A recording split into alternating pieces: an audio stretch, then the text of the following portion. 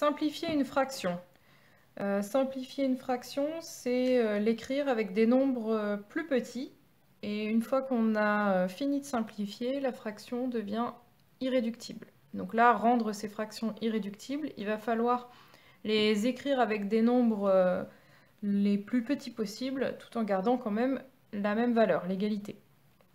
Donc pour cela, on regarde un nombre qui serait commun dans la table de 30 et dans la table de 45. 30 et 45 se finissent par un 0 et par un 5, donc ils sont tous les deux dans la table de 5. On va diviser 30 et 45 par 5. Alors, 30 divisé par 5, ça fait 6. 6 fois 5, 30. Et 45 divisé par 5, ça fait 9. 9 fois 5, 45. Et on continue ce processus, on essaie de voir si 6 et 9 ne sont pas tous les deux dans une même table. 6 et 9 sont tous les deux dans la table de 3. Donc on va pouvoir diviser maintenant par 3. 6 divisé par 3, ça fait 2. 9 divisé par 3, ça fait 3. Et on continue. 2 et 3, on cherche s'ils pourraient pas par hasard être dans une même table. Alors ils sont tous les deux dans une même table, mais la table de 1, ça ne change rien. Si je divise par 1 le numérateur et le dénominateur, j'obtiendrai toujours 2 tiers. Ce qui veut dire que là j'ai fini mon travail. Alors j'ai réalisé cette simplification en 2 étapes. J'aurais pu la réaliser en une étape. Si je connais par cœur ma table de 15, je me rends compte que 30 et 45 sont tous les deux dans la table de 15.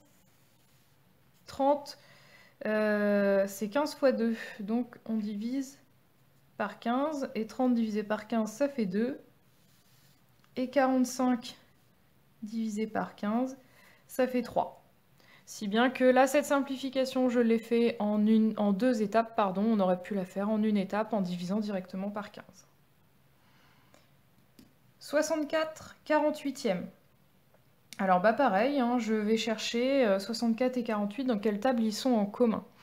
Alors si je suis un petit peu en difficulté avec mes tables de multiplication, je ne me complique pas trop la vie. 4 et là ça finit par 8. Ce sont deux nombres pairs, forcément 64 et 48 sont à la table de 2. Mais je vais me rendre compte que je vais obtenir des nombres qui sont encore dans la table de 2 et des nombres qui sont encore dans la table de 2. Tout simplement parce que je peux trouver un nombre plus grand qui soit... où 64 et 48 sont tous les deux dans cette table. Il s'agit du nombre 8. 64, il est dans la table de 8, et 48, il est aussi dans la table de 8. Alors c'est pas très grave hein, si je fais diviser par 2, diviser par 2, diviser par 2, c'est juste que je vais mettre un petit peu plus de temps à trouver la réponse. Donc là, puisque j'ai remarqué que c'était dans la table de 8, autant y aller directement. 64 divisé par 8, ça fait 8, puisque 8 fois 8, 64. 48 divisé par 8, ça fait 6, parce que 6 fois 8, 48. Alors, je remarque que j'ai encore deux nombres pairs, hein, donc il faut encore que je divise par 2. C'est que certainement, il y avait encore un meilleur nombre que 8, encore plus grand. Mais je gagne du temps à avoir fait directement 8 que si j'avais fait diviser par 2, etc. Donc je continue, je vais diviser par 2. Hein, 6 et 8, je viens de dire qu'ils sont pairs. Hop.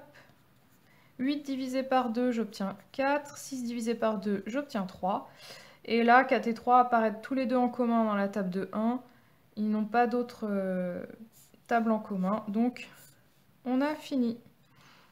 Donc si on voulait, si on connaissait notre table de 16 par cœur, on aurait vu en fait que 64 divisé par 16, ça fait 4, et que 48 divisé par 16, ça faisait 3.